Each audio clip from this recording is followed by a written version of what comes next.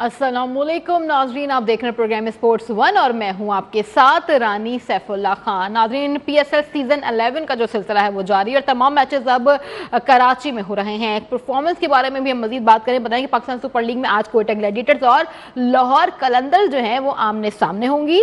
दोनों टीमें पॉइंट्स के लिए स्ट्रगल करती नजर आ रही हैं, जिसके हवाले से आज का मैच इन दोनों टीमों के लिए बहुत ही अहम करार दिया गया है। रावलपिंडी में कोई मैच नहीं जीत सकी है इस वक्त तक, हमने देखा हैदराबाद किंग्स और उसके अलावा पिंडी भी, लेकिन कराची आने के बाद दोनों के परफॉर्मेंस में और बाकी दीगर टीमों के परफॉर्मेंस में कितना फर्क है, बात करने के हमारे साथ मौजूद है प्रोग्राम में एजाज शेख, खिजर आजम और नबील ताहिर। सबसे पहले रुक कर लेते हैं हम एजाज शेख की जानिब। एजाज, ओवरऑल क्या परफॉर्मेंस है टीम्स की? कराची और लाहौर में जब मैच थे उनमें डिफरेंस क्या देख रहे हैं, बताइएगा।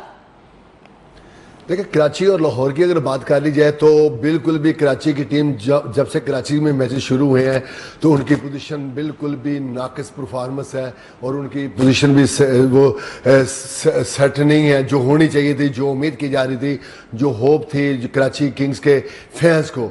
तो इसके अलावा इस्लामाबाद यूनाइटेड ने बहुत उम्दा परफॉर्म किया है और मैं आपको ये भी बताता चलूँ कि लगातार 11वां मैच था ये इस पूरे सिनेरियो में जो अभी तक 11वां एडिशन चल रहा है। तो जितने 11 मैचेस हुए हैं कराची किंग्स के और इस्लामाबाद यूनाइटेड के दरमियान, वो तमाम के तमाम में कराची किंग्स को उसमें शिकस्त का सामना करना पड़ा है।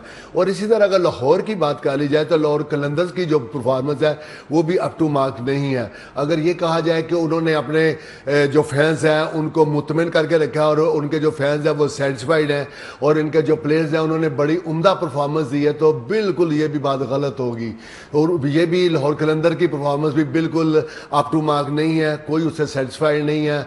और इसी तरह अगर रावलपिंडी की बात की जाए तो वो तो बिल्कुल बॉटम लाइन पे है। तो उनके अगर जिम्मेदार ठहराया जाए, जिस तरह सुनने में आ रहा है, लोग इल्ज़ाम भी लगा रहे हैं कि इतने बड़े तजियाकार, इतने बड़े पाकिस्तान टीम के साबिक कप्तान विकेट कीपर राशिद लतीफ़ साहब हैं, उन्होंने इस टीम को मैनेज किया था, सारा उसकी फॉर्मेशन भी बनाई थी। फिर कप्तान साबिक कप्तान जो रिजवान है वो भी टीम के साथ थे, उनकी भी जो पोजीशन है बिल्कुल भी अप टू मार्क नहीं है। उन्होंने तो ये भी साबित कर दी कि जितने सेलेक्टर्स ने अगर उनको जो T20 फॉर्मेट में दूर ही रखा है पाकिस्तान टीम से तो शायद उनका बिल्कुल फैसला दुरुस्त था। और जो तजियाकार थे, जो हम जैसे लोग थे, मैं जिस तरह कहता था कि इनको टीम का हिस्सा होना चाहिए था, जहां भी खेलते वो टीम की जरूरत थी, लेकिन इस PSL में वो बिल्कुल मेरी भी राय गलत साबित हुई है, तो बिल्कुल वो अच्छा परफॉर्म नहीं कर सके। अलबत्ता पेशावर ज़ल्मी जितनी तारीफ की जाए उतनी ही कम है कि अगर 7 मैचेस खेले हैं तो 6 में उन्होंने फतह समेटी है। एक बारिश की नज़र हो गया, उसमें बाबर आजम की तारीफ की जाए, सफियान मुकीम है, कुशाल मेंडस है और उनकी जो टीम मैनेजमेंट है उन्होंने बड़े रिदम के साथ, पूरे तरीके के साथ, एक हिकमत अमली के तहत अभी तक टूर्नामेंट में पार्टिसिपेट किया है। अपने जो इस पे भी बात करेंगे, लेकिन जिस तरह से टूर्नामेंट शुरू हुआ है कुछ बातें भी सामने आ रही हैं। हम खिजर आजम की जानिब जानते हैं, इनसाइड जानते हैं। खिजर, जिस तरह से पाकिस्तान टीम के कप्तान सलमान अली आगा ने भी कहा कि T20 से अब उन्हें थोड़ा ब्रेक लेने की जरूरत है, वजूहात क्या है इस पे? कहा कि कोशिश करता हूं कि अच्छा खेल पेश करूं, लेकिन प्लान हमेशा ही उल्टा हो जाता है। ये वाली बात तो खैर हम सब हमेशा से बात करें, लेकिन अब फाइनली सलमान अली आगा ने भी इस बात को एडमिट किया। दूसरा, ये फहीम अशरफ कहते नजर आए हैं कि क्रिकेट को बेहतर बनाने के लिए आपस की नफरतों को दूर करना होगा। इसके पीछे की क्या वजूहात हैं और किसकी तरफ इशारा किया गया, कौन सी नफरतें? जी बिल्कुल, कल जब कराची किंग्स और इस्लामाबाद का मैच हुआ और मैच के बाद जो प्रेस कॉन्फ्रेंस हुई है उसमें कल मीडिया के लिए बहुत ज़्यादा कंटेंट था। पहले सलमान अली आगा आए, उन्होंने मीडिया से गुफ्तगू की। उनका कहना था कि वो कोशिश कर रहे हैं कि अच्छा परफॉर्म करें, मगर उन्होंने एक्सेप्ट किया कि वर्ल्ड कप में भी उनकी परफॉर्मेंस अच्छी नहीं रही। हालांकि वो नेट में बहुत प्रैक्टिस करते हैं और PSL में भी वो उस तरह से परफॉर्म नहीं कर पा रहे और वो कहते हैं कि उनको स्टार्ट अच्छा मिलता है मगर स्कोर को मल्टीप्लाई नहीं कर पाते। तो अब वो सोच रहे हैं कि वनडे वर्ल्ड कप की तैयारियों के सिलसिले में, जहां पर वनडे में कदरे बेहतर है परफॉर्मेंस सलमान अली आगा की, तो T20 से ब्रेक लें। और अभी रिसेंटली फ्यूचर में अगर हम बात करें तो कोई वनडे T20 का इस तरह का कोई बड़ा टूर्नामेंट भी नहीं है और आ भी जाता है तो वो थोड़ा सा साइडलाइन होना चाह रहे हैं T20 से। मतलब कि वो कप्तान भी रहे हैं, तो अगर वो साइडलाइन होते हैं तो समझा जा सकता है। ख़ुद उन्होंने रियलाइज़ किया है और इशारा दे दिया है और जो समझने वाले हैं वो समझ सकते हैं कि बात किस तरफ जा रही है, क्योंकि अब बड़े पैमाने पर पाकिस्तान क्रिकेट बोर्ड और पाकिस्तान की जो तीनों फॉर्मेट है उसमें बड़ी तब्दीलियां मुतवक्के हैं और यही उस बात का इशारा है। उसके बाद फ़हीम अशरफ आए, मगर साथ साथ सलमान अली आगा ने बोला कि वो ये चाहते हैं कि PSL के थ्रू खिलाड़ी हाईलाइट ज़रूर होता है, मगर उसको अगर पाकिस्तान टीम तक पहुंचना है तो थ्रू डोमेस्टिक ही पहुंचा जाए। मतलब उन्होंने ये बात की। मगर फ़हीम अशरफ ने वो जब आए उनसे सवालात हुए तो उनका कहना था कि जो साबिक क्रिकेटर्स, कुछ साबिक क्रिकेटर्स बोलते हैं कि PSL के थ्रू ये टीम तक नहीं जाना चाहिए। तो फ़हीम अशरफ ने जवाब दिया कि जब वो क्रिकेटर्स खेलते थे, जब वो ये बात क्यों नहीं करते थे, अब छोड़ गए तो ऐसी बातें कर रहे हैं। और उन्होंने कहा कि पाकिस्तान क्रिकेट को आगे लेकर जाना है तो आपस की नफ़रतों को ढकेलना होगा, कम करना होगा, तभी हम पाकिस्तान क्रिकेट को आगे लेकर जा सकते हैं। और फ़हीम अशरफ ने साथ साथ ये भी कहा कि जिस तरह से सिनेरियो बिल्ड हो रहा है, अगर हमने अपने आपस के अख्तलाफात को दूर नहीं किया और जो नफ़रतें हैं उनको दूर नहीं किया तो पाकिस्तान क्रिकेट के लिए नुकसानदेह होगा। तो दोनों बातों में इस बात का इशारा अगर हम है। ये बात करें तो पाकिस्तान क्रिकेट के लिए ऑलरेडी बहुत ज़्यादा नुकसान हो चुका है। जो परफॉर्मेंस हम पिछले 1-1.5-2 सालों से देख रहे हैं, टीम में अब वो लोग और वो स्ट्रेंथ बाकी ही नहीं रही है। हम सलमान अली आगा पे ही बात करेंगे, एजाज शेख से जानेंगे। एजाज, जिस तरह से उन्होंने ब्रेक लेने का फैसला किया है, सलमान अली आगा के इस फैसले से टीम पर क्या असर पड़ेगा? दूसरा ये कि अगर सलमान अली आगा ब्रेक लेते हैं तो फिर दूसरा ऑप्शन क्या है, कौन कैप्टन हो सकता है? अच्छा, मैं थोड़ा सा एक वजाहत कर दूं कि उन्होंने कहा है कि वो सोच रहे हैं, अभी जो फैसला है वो तो होना है, मगर उन्होंने अपनी थिंकिंग बता दी कि, और ये बड़ी बात है कि एक प्लेयर, यहाँ पर मैं इनको क्रेडिट दूंगा कि एक प्लेयर खुद ही ये रियलाइज़ करते हुए ये बात खुद ऑन प्रेस कॉन्फ्रेंस आकर बोल गया कि मुझसे अच्छी परफॉर्मेंस नहीं हो रही। बात कर रहे हैं खज़र, तो हम सुनवा देते हैं अपने नाज़रीन को भी कि सलमान अली आगा ने क्या कहा और किस तरह से उन्होंने कहा कि मैं सोच रहा हूं कि ब्रेक ले लिया जाए T20 से। क्या कहना था, नाज़रीन को सुनवाते हैं। ठीक है नाज़रीन, अब क्या कहना था सलमान अली आगा का ये तो आपने सुना। एक तो ये बात कि अब सोच सकता हूँ कि PSL या T20 मैच से मैं थोड़ा ब्रेक ले लूँ, एक तो ये बात है। दूसरी बहुत इंपॉर्टेंट बात की गई जो हम प्रोग्राम में ऑलरेडी कर रहे थे कि क्राउड के ना होने से फ़र्क पड़ता है। ये भी साथ साथ कहा कि हमारी परफॉर्मेंस ऐसी नहीं है कि क्राउड या लोग मैच देखने हैं। कुछ चंद लोग हैं जो मैच देखते हैं और उसकी बेहतरी के लिए दुआएँ भी करते हैं, लेकिन फिर भी उनका कहना यह था कि क्राउड नहीं आ रहा और हमारी परफॉर्मेंस, ये बड़ी बात है। कैप्टन भी हैं टीम के, पाकिस्तान क्रिकेट टीम के। उसके बाद उन्होंने ये बात एडमिट कर ली, एक्सेप्ट कर ली कि ये मामलात हैं। हम खज़र आज़म की जानिब एक बार फिर आएंगे। खज़र, बड़ी बातें करके चले गए, या तो बहुत ज़्यादा डिसहार्ट है या कल उनका बहुत सच बोलने का दिल कर रहा था, क्या कहेंगे? देखिए, मुझे ऐसा लगता है कि मैसेज कन्वे हुआ है और वैसे ये खुल के ही प्रेस कॉन्फ्रेंस करते हैं। प्रेस कॉन्फ्रेंस की हद तक सलमान अली आगा खुलकर बोलते हैं और यहाँ तक भी बोल गए कि जब उनसे सवाल हुआ कि क्राउड नहीं आ रहा मैदान में, तो उन्होंने कहा हाँ सही है, क्राउड नहीं है, जिसका फ़र्क हमें फील होता है कि जब यहाँ इसी ग्राउंड में अगर कल के मैच में क्राउड होता तो बिहेवियर कुछ और ही होता और खिलाड़ियों का भी जो एक अंदाज होता है वो बहुत कुछ अलग होता। मगर साथ साथ उन्होंने कहा कि हाँ, मैं ये बात भी मानता हूँ कि हमारी जो इंटरनेशनल परफॉर्मेंसेज हैं वो इस तरह की नहीं है कि लोग हमें देखने आएँ। चंद जो बहुत ज़्यादा क्रिकेट को फॉलो करते हैं और मोहब्बत करते हैं वो तो शायद स्टेडियम आ जाएंगे, मगर हाउसफुल वाली जो एक्सपेक्टेशन है शायद वो नहीं है। तो सलमान अली आगा ने खुलकर अपनी जो कारकर्दगी है उसका भी एतराफ़ किया कि वो अच्छी नहीं है, और जो ओवरऑल टीम की कारकर्दगी है उस पर भी उन्होंने बात किया कि हम मानते हैं कि इंटरनेशनली हमारी परफॉर्मेंस अच्छी नहीं है।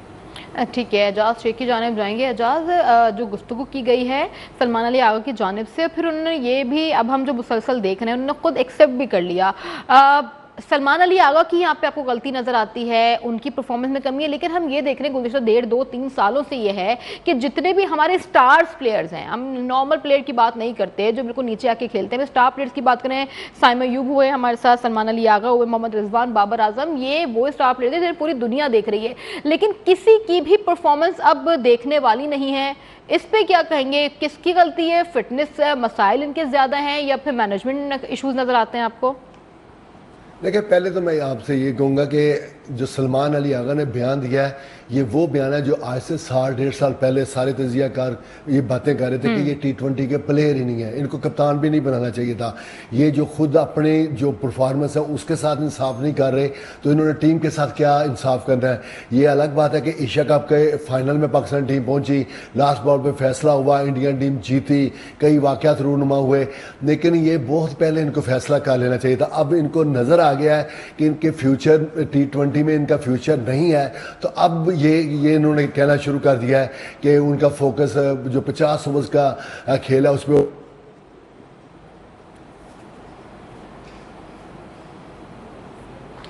ठीक है, एजाज शेख की आवाज़ इस वक्त उनका कांटेक्ट जो है मुनक़ता हो गया। हमारे साथ खज़र आज़म मौजूद हैं। खज़र, बार बार प्लान पे अमल ना होना, ये बात भी की गई है, बुनियादी वजूहात क्या हैं?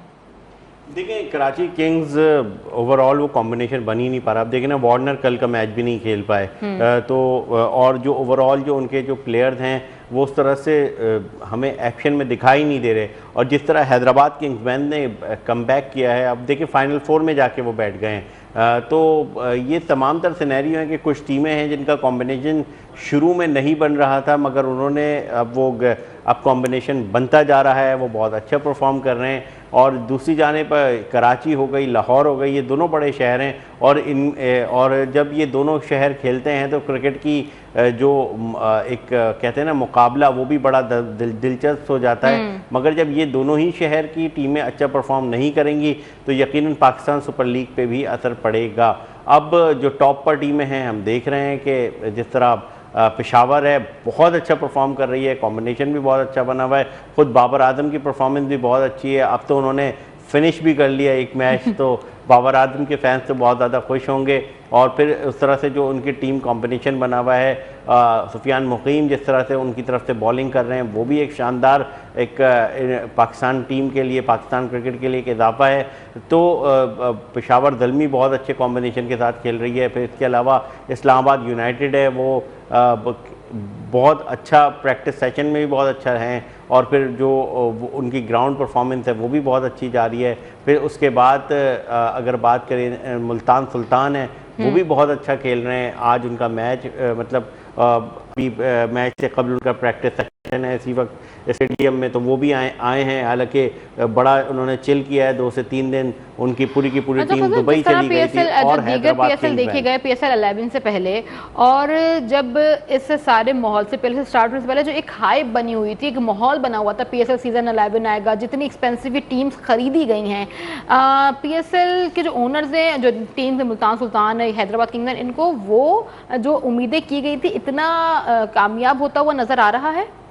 देखिए, कल समीन राना से भी हमारी मीडिया से गुफ्तगू हुई, जो कि लाहौर कलंदर्स के मैनेजमेंट का हिस्सा है, ओनर्स में से हैं। फिर इसके अलावा जो क्वेटा ग्लैडिएटर्स के नदीम उमर हैं, उनसे भी हमारी बात हुई।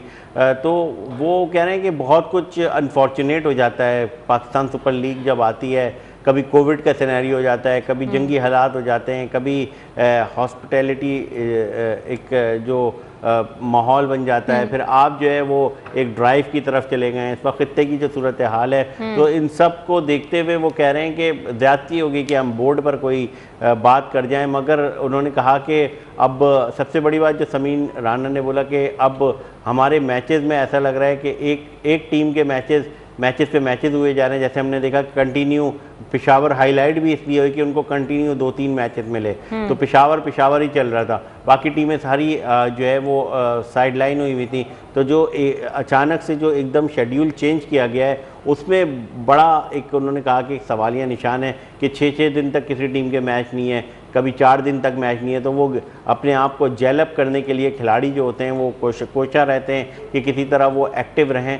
मगर उन्होंने कहा कि इस सिनेरियो में अब हम कुछ कर भी नहीं सकते, क्योंकि ये एक अचानक सूरत हाल सामने आई है जिसका सामना हम भी कर रहे हैं, बोर्ड भी कर रहा है। मगर जो डिजिटली जो पाकिस्तान क्रिकेट बोर्ड की तरफ से जो नंबर जारी किए हैं, उसके मुताबिक हौसला अफजा हैं कि वो उस हवाले से मुतमईन है कि जो स्क्रीन्स पर इस वक्त मैचेस देखे जा रहे हैं वो उनके नंबर्स अच्छे आ रहे हैं। ठीक है, हमारे साथ एजाज शेख भी मौजूद हैं। नाज़रीन को ये भी बताएं कि अब जो दीगर खिलाड़ी थे, साबिक प्लेयर्स हमारे, और जिस वक्त वो खेल रहे हैं, उनकी जानिब से भी मैनेजमेंट पर तनकीद अब खुलकर सामने आने लगी है। जिस तरह से आमिर सुहेल ने कहा कि बाबर आजम स्टार बन गए हैं, वो पाकिस्तान के नहीं दुनिया के सुपर स्टार है, तो उस पर इस तरह से तनकीद नहीं की जानी चाहिए, बल्कि उन्हें सपोर्ट करना चाहिए। जबकि कुछ बातें फ़हीम अशरफ के मुँह से भी सामने आ रहे हैं। उसके अलावा हम ये भी जानते हैं कि फ़हीम अशरफ ने कल काफ़ी बातें की। उन्होंने कहा कि अब नफरत को मिटाना चाहिए, नफरत को पीछे हट के सिर्फ गेम खेलना चाहिए। फ़हीम अशरफ के सवाल से क्या कहना था, पहले वो सुनते हैं।